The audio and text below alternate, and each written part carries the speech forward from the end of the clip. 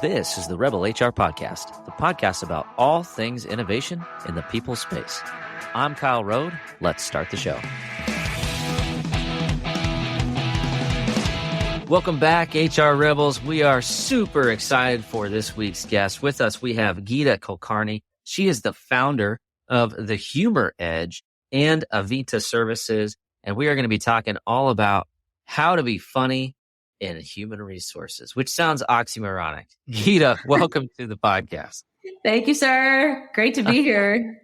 Well, I'm super excited to have you. And we've had a couple conversations now, and I've just been really looking forward to this discussion because we're going to be talking about something that I think is a little bit like out of bounds for a lot of HR professionals. And so, in true Rebel form, we are going to be talking about humor and how we can use this for good. So, first question I really have is I'm fascinated to understand the origin story of the Humor Edge. What prompted you to found an organization that is dedicated on humor in the workplace? Yeah, I will say, I think we're in the right place, the right time in history for this to kind of take front stage. And I will tell you, this is a culmination of my own self-therapy.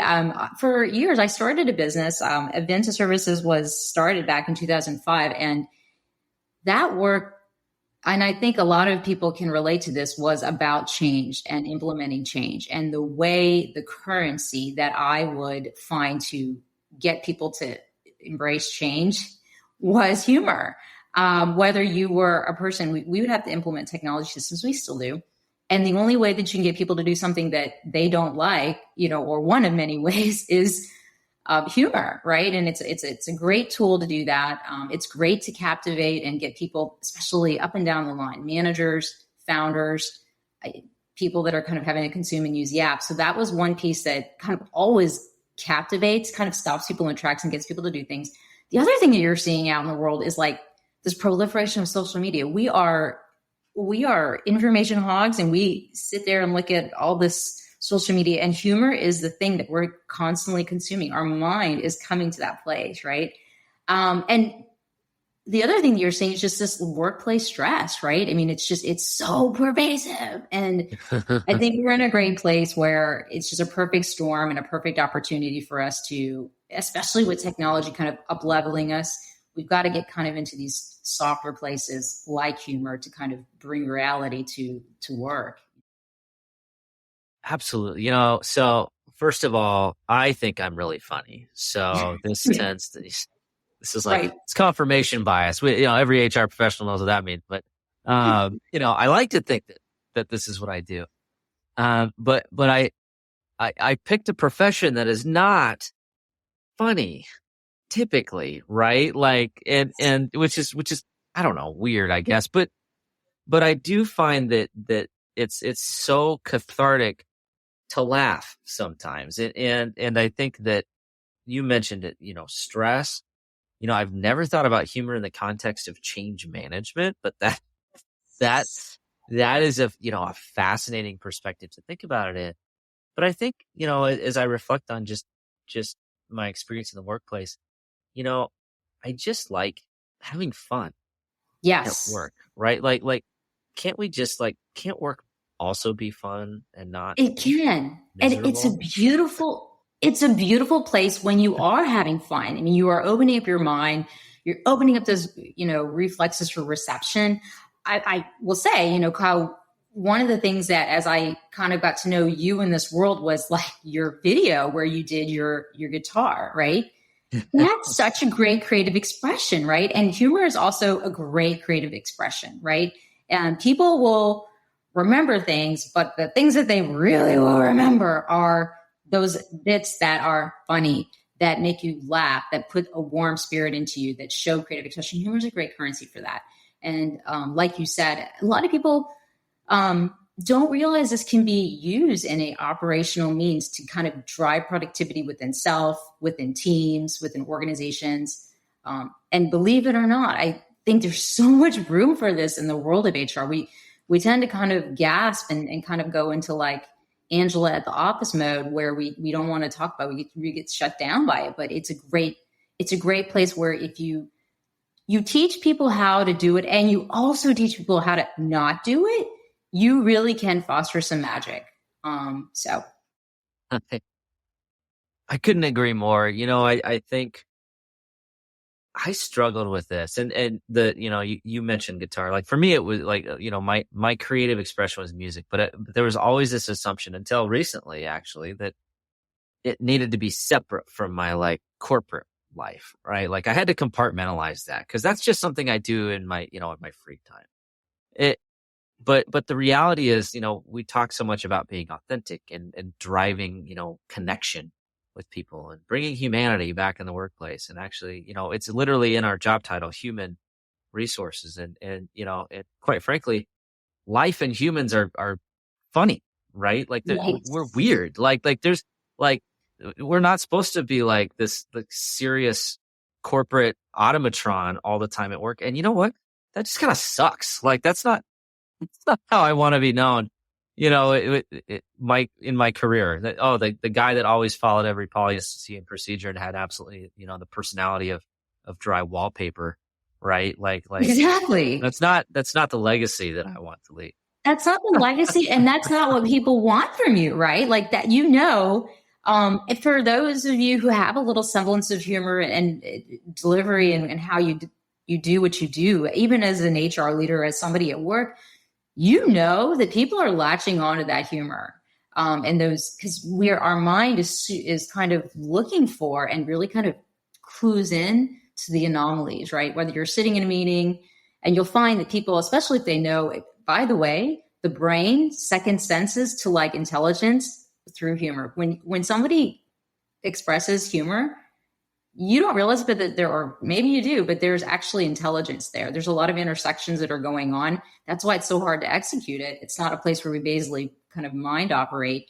So it's a genius place. And like you said, there's so much room for it. I think building, when you go through innovation, you can use it to kind of allow belonging and safety in a team, because you can say, hey, let's kind of talk about this from a crazy point of view. And you can, or a wacky or a whimsical or a playful or a fun place, right? And people can go, okay, I can talk about things. And now I have credence to develop and deliver and innovate and speak my voice because I've got full license to be funny or to be fun. And that's kind of some of the stuff that needs to happen in work. Like you said, you can't be this separation of personality. In fact, the best places, the best innovation happens when you bring the humor to the workplace. And that happened. And when I say innovation in work, innovation in business ideas, all of it, so. We'll be back after a quick break. And so used to having everything in front of them right away that we forget that innovation just takes time. I myself, I get frustrated too. Why? And this is being one of my best friends is, hey, I talk to you all the time. Hey man, I'm frustrated in the fact that I can't seem to just get there in the next day. But that's just not how these things work, right? Innovation needs to be planned out. It needs to be very methodical. And then when it finally hits, that's when it seems like to everyone else that it sort of just came out of nowhere. But to you, the amount of dedication that it took over that time. I love that. And I think it's fascinating too, because, and you use the word, permission, right? Like, and as I think about our role in human resources, we're supposed to be building culture. We're supposed to be driving employee experience. We're supposed to be, making a great place to work. If we use humor, then it's like we have given permission, right? Because we are the people that are trying to drive culture. And so people will look to us to do that, right? So, but I think it's, what's interesting about this is we are not trained to do this. In fact, before I hit record, I was telling a story about, I literally took a test in college, and the answer to the test, or the question was, what should you not use in the workplace? And the right answer was humor, and the rationale was, well, it could get misinterpreted, Yeah. right? Somebody might, it might land wrong. You might offend somebody inadvertently. And so many of us have really like been brought up in this thinking where like humor's dangerous, right? Like Yes, this is like you are in the danger zone and you Break cannot. out the jokes. I Yeah, agree. exactly. Did everybody else get that? Yeah. A little Kenny Yes. Loggins going in the head there. Right. 80s Um, kids. Yeah, so like how it's a do thing. we manage that? Like I'll be honest, I have not always done a great job managing that. I have guaranteed that I have offended people because my sense of humor is probably different than a lot of people's sense of humor. But as you are working with your clients, as you are working with organizations that are looking to bring this innovation into their workspace, how do you coach them and guide them on Yes. kind of towing that fine line? Yeah. So I almost call my humor like Gita's nerdy school of humor and being funny, because I literally do write down this stuff to rubrics and so forth, which is kind of oxymoronic. It's humor, right?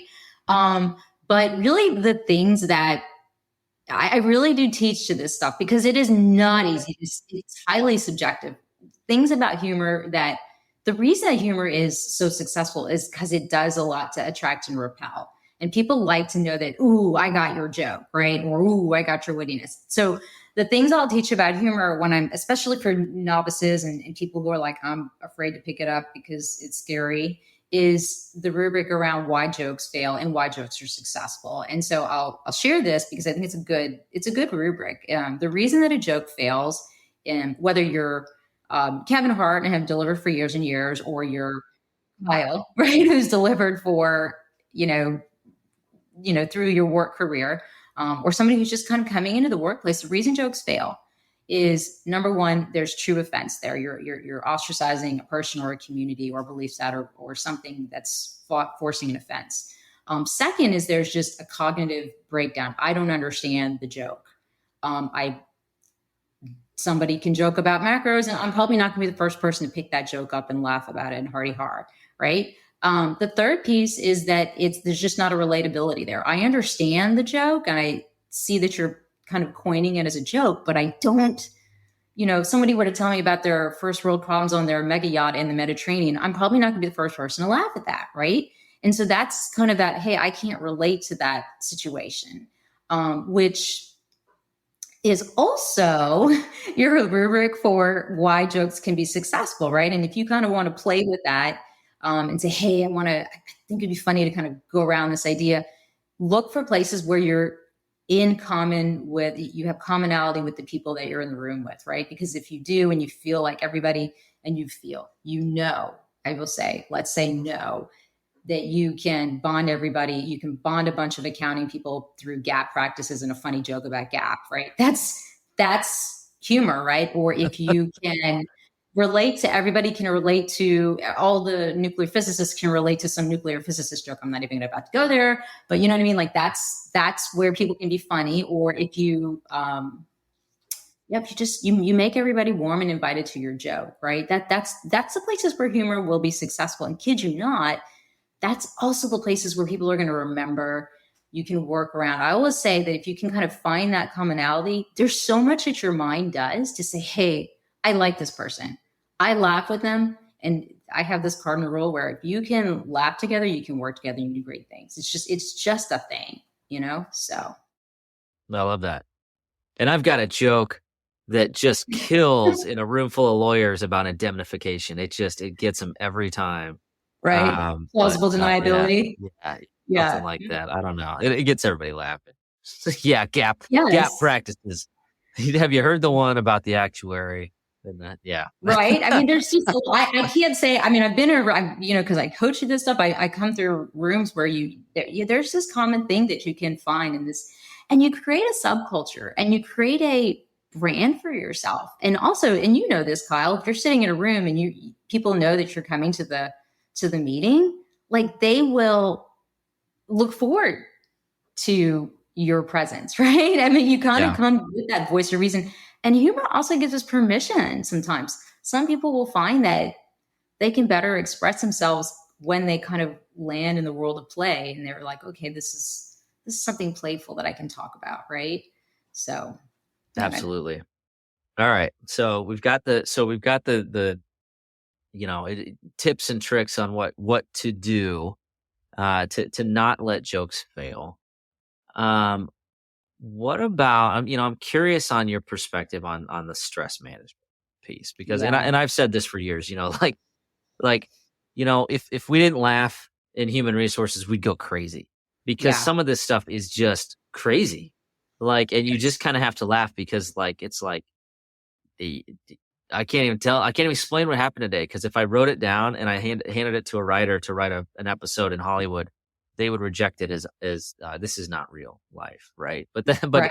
it happens on a regular basis, and so I've always said you've got to have a little bit of a twisted sense of humor to work in HR, at least for You more than a year or do. two. I mean, So it's one of those things, and this is you, like you said, everybody's got a lot of anxiety. I will tell you at the psychological level, what's happening when you are funny, you look for funny, you kind of find funny.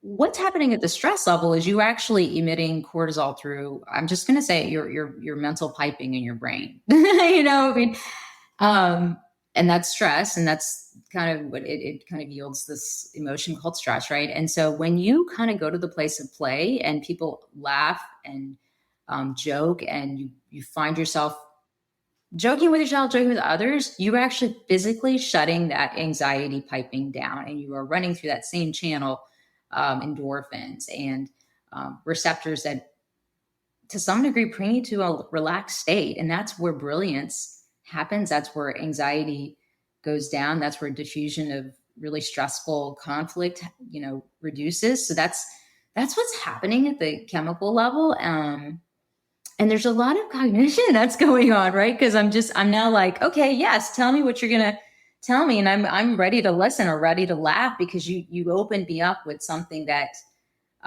brought some joy to me, So yeah, I love that. I love that thought.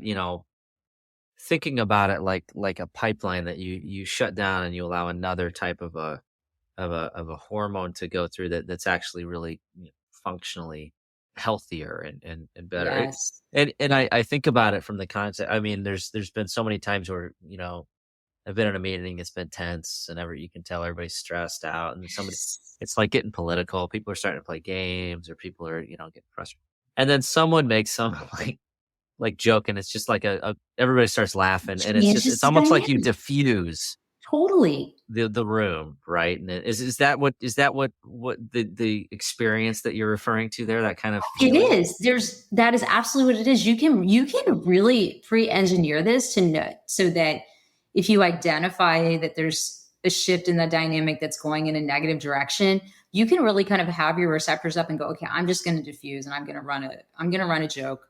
I'm not going to, maybe I'm not going to make it around anybody. I'm not going to make it around any belief, but I'm going to make it around the situation or the application or the project or something like that. And it just kind of diffuses, as you mentioned, like that, the room, people kind of go, and the reason that that's happening is they're like, oh my gosh, you're saying kind of that thing that we are all feeling, and you're kind of popping that balloon and going, everybody's like, thank you, thank you for kind of giving us room, so.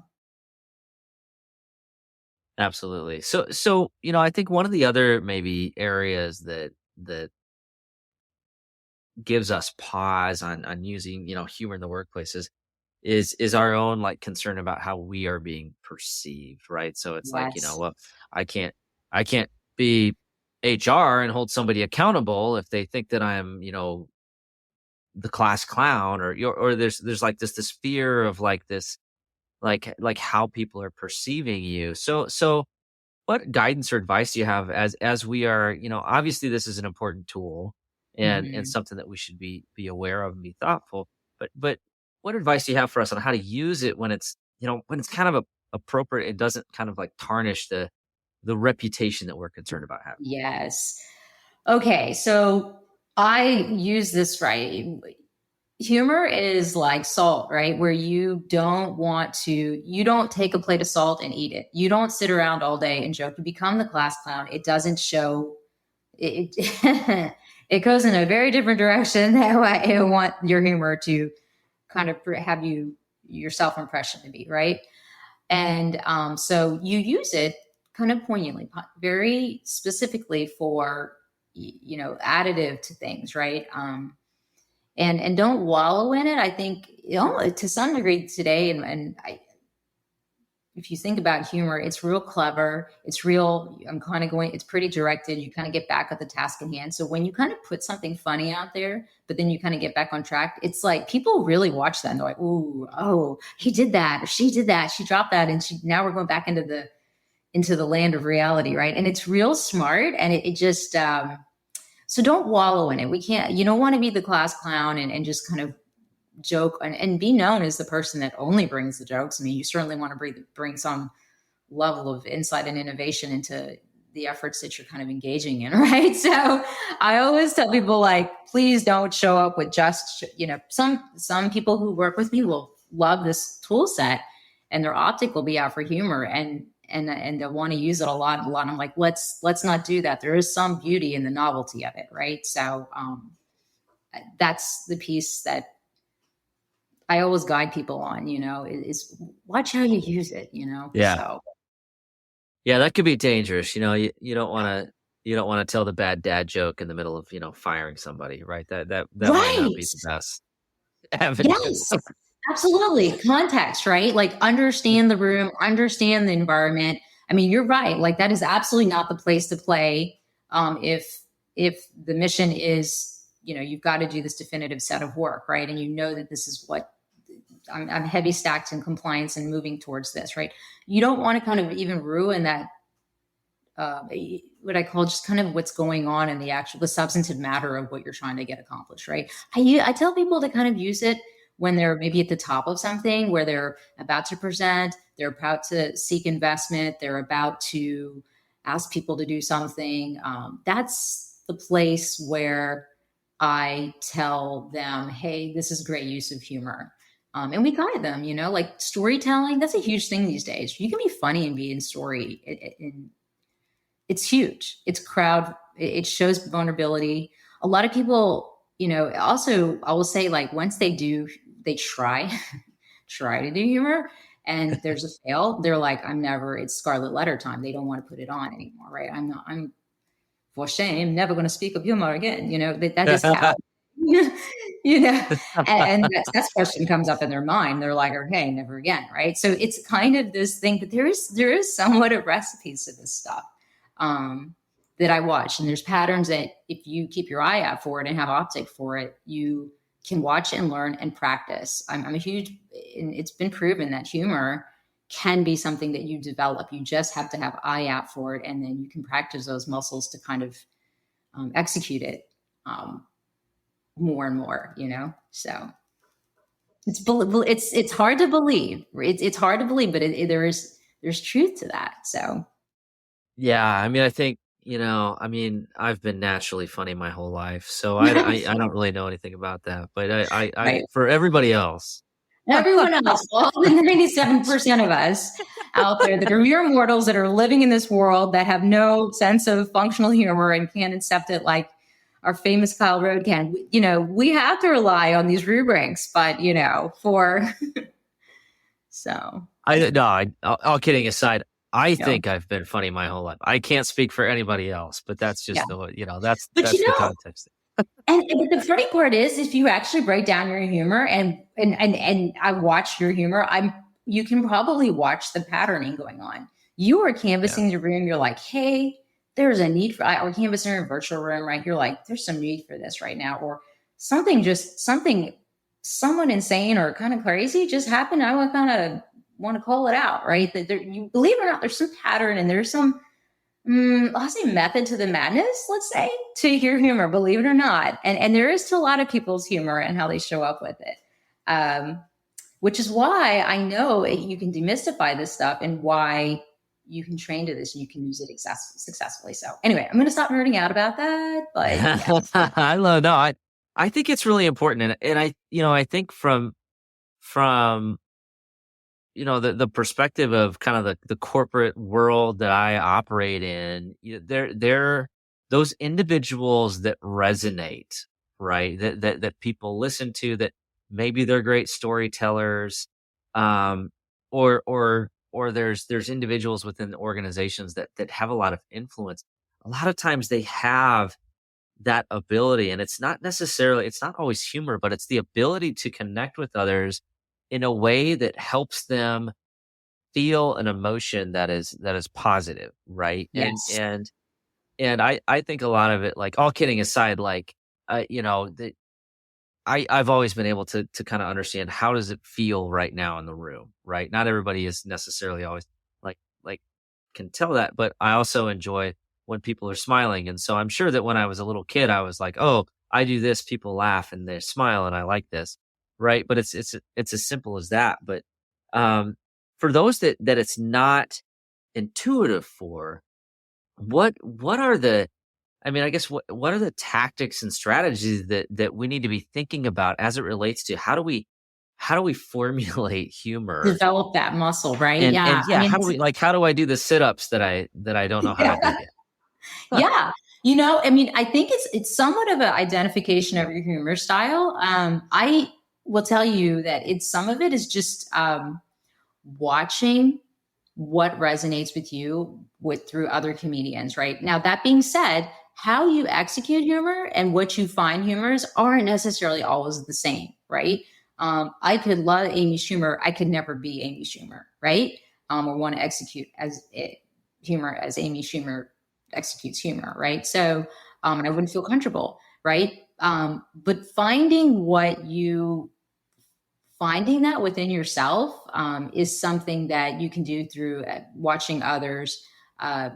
I have a lot of little articles on different people do different styles of humor. Tina Fey, for example, plays a lot into like intelligence and embellishment of little factual details because she's extremely smart. Aubrey Plaza has got a dark humor that's real popular these days. Kelly Ripa has a lot of lighthearted, kind of uppity humor, if you will. And so you'll find something that kind of gravitates towards you. And then also looking for it is somewhat of a level of being present and looking for absurdity in like kind of certain situations. Now, that being said, don't call it out, right? Maybe out of the gate, but just observe it. And then kind of maybe talk track in your head like that. How could I come through? It is a little bit of like, I always equate like when people have to start using their humor is getting your eye out for it. And it's like going to the gym and you look at all these machines and you're like, you look a little herky jerky when you first kind of get into the gym. But after a while, these muscles and that muscle memory, that humorous memory starts to develop in the synapses and the optic for play and for looking at juxtaposition and the absurdity develop as you kind of have your eye out looking for that stuff. And then I give people like tactile exercises, right? Tell a story. Storytelling is like one of these great exercises where I always have to tell people, put a story in your back pocket, tell it to yourself in the mirror, embellish it with some level of your funny, tell it to people that know you and can kind of understand you and see where your funny kind of lands. So you can play it off of others who you feel like are in a safe space if you don't feel comfortable doing it by yourself. Like some people, I'll tell you, like Kyle, I'm like you. I used it as somewhat of a survival skill as I was growing up. And you just, believe it or not, it's so innate to your brain. For some, it's not, right? And so that's a thing that when you're trying to practice, that's a great place to play. Yeah. The other thing is like I with teams mechanically, like I'll tell you with HR teams, we do these fun videos. People love, number one, the notion of a Hollywood moment. That's like, oh my gosh, people get the glam out and go because they're like, I'm going to do videos. But you get with the team and you kind of find that funny that's kind of persists in the team. Sometimes it's through music. Sometimes it's through a funny, weaving theme of somebody's Angela in the office, somebody's whatever. You can kind of joke around with that and find that kind of subculture within your own team and then kind of cultivate that self-expression. And that helps you find that place of funny for you, find that place of funny amongst your unit and your team. So is that helpful or? Yeah. I think it's, from my standpoint, I do think a lot of it's about kind of knowing your audience, right? Yes. And as HR professionals, who should know the team better than we do, right? Like Right. we should be in tune with this. So, we should be able to use humor in a way that Absolutely. makes sense. But I think, from just a personal standpoint, I also think that like finding humor, truly finding humor in the day to day is just really powerful, right? And Yes.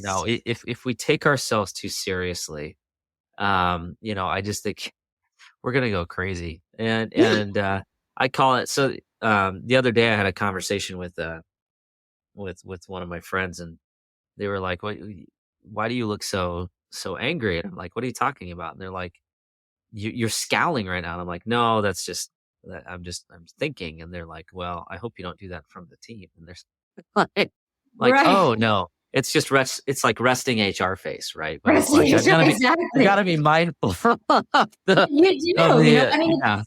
it's so true. I mean, we really do need to operate in a place of play. It does so much for your mind. It does so much for your how you tackle problems, Yeah, the physicality of humor and just coming in with a lighthearted attitude and just even self-expression and just the cerebral aspect of it are so if you can get yourself there, and again, it sometimes for many of us, especially if we're in this anxiety state, a lot of times it just takes a little bit of shift and movement, and you can practice that and get better at it every day. I mean, you'd be shocked. Your eye for humor, if you kind of look out for it, will improve your vision, will improve with time. so it's okay to be funny.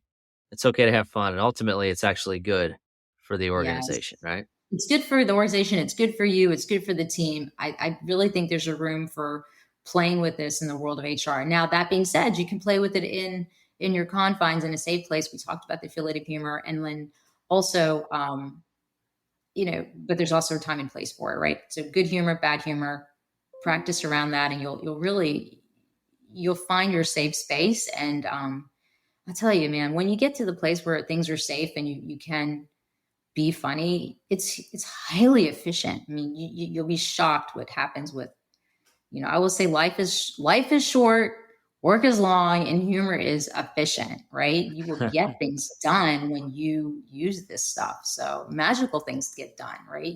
We can sit here and we can joke about an idea and go to the land of absurdity, but then behind that we can come back and we can talk about something really serious and kind of move along. And there's so much implication there because I'm now feeling safe to express and emote, right? And that comes from conditions of like you said, kind of operating on the daily with some levity every day, So yeah.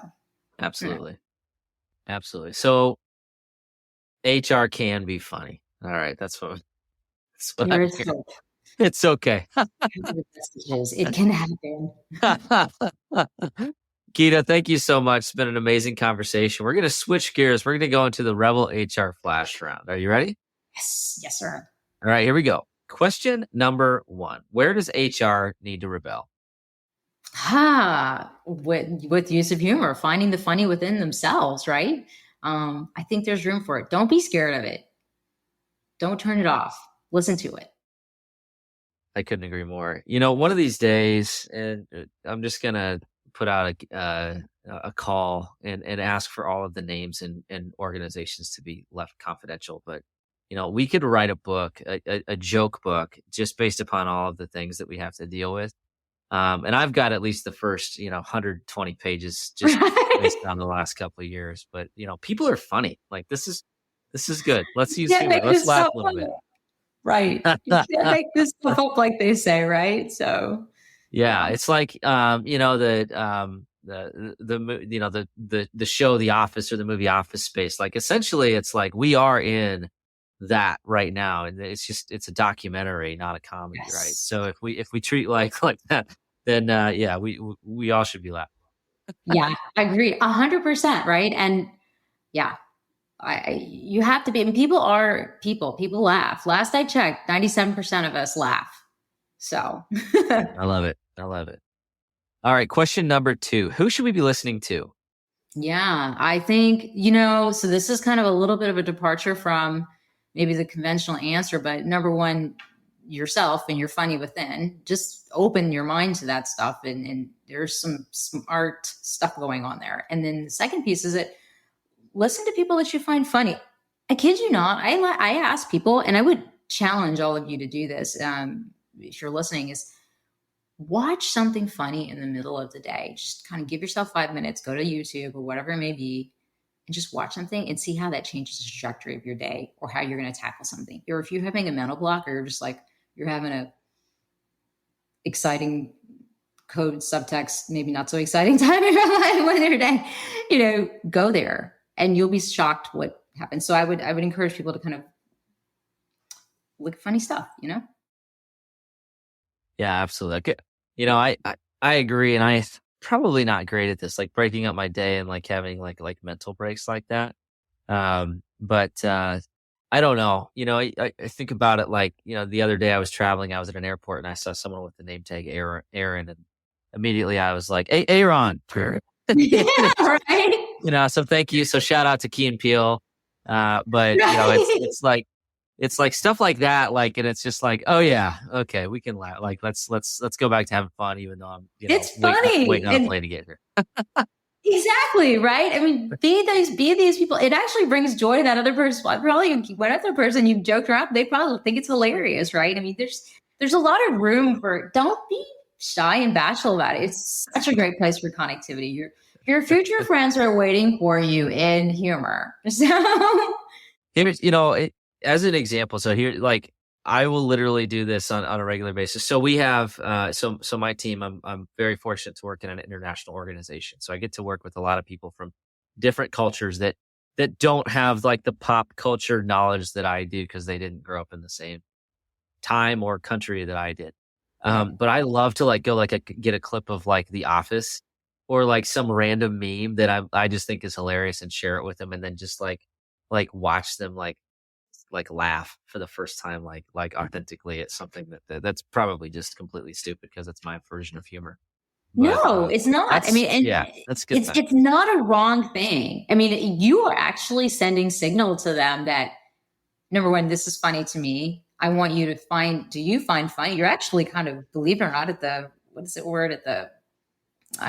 basic level of human chemistry. You're trying to find like, do you find this funny? Because if you find this funny, like we can connect on like, not that it's a premise thing, but like, let's try to connect together. There's a lot of, I can really nerd out on humor, but it is one of those things that even at the tribal level, when we were, developing as people, it's something really deeply built into the recesses of the human brain. So there is some intelligence to this place that we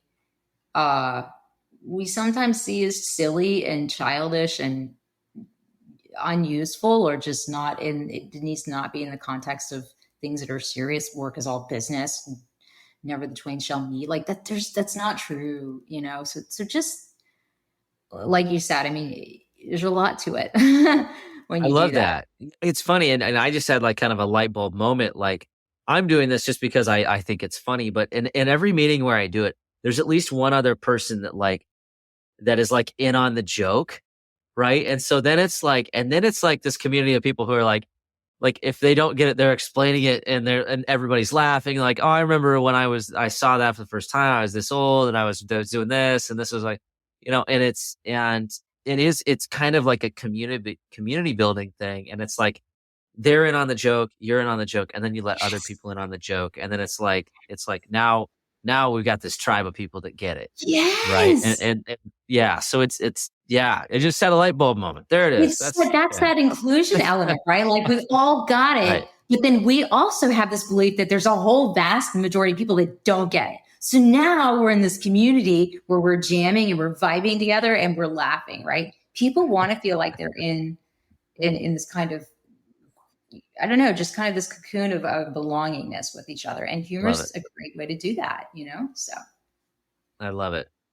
All right. Last question. So just amazing stuff. And we've just barely scratched the surface on some of the work that you do. So how can our listeners learn more, connect with you, and keep their humor bone or funny bone alive? Yeah. Their humor, I call it their like humor max, their humorous Maximus muscle maybe or something. No, so LinkedIn is kind of the place. If you just under LinkedIn, Gita Kolkarni, look me up. I'm there. I'd love to claim I could be on many other places and the next big social media thing, but it's just hard. When I operate two businesses. One is vastly different from this one, which is technology implementation. So I've kind of got to pick and choose a lane. So find me on LinkedIn. I give tips there. You want to answer, and I'm pretty pointed about little things that I give out there when I give tips. So it's a great place for you to watch and find little tips on how to use this stuff and get comfortable with it. Absolutely. And we will have those links in the show notes. Check it out. It's great stuff. And find a little humor in your day, HR. Here. Gita, thank you so much. Thank you so much for spending some time with us and for sharing a little bit of humor with us today. For sure, Kyle. Enjoyed it. Thanks. All right. That does it for the Rebel HR podcast. Big thank you to our guests. Follow us on Facebook at Rebel HR Podcast, Twitter at Rebel HR Guy, or see our website at rebelhumanresources.com. The views and opinions expressed by Rebel HR Podcast are those of the authors and do not necessarily reflect the official policy or position of any of the organizations that we represent. No animals were harmed during the filming of this podcast. Baby.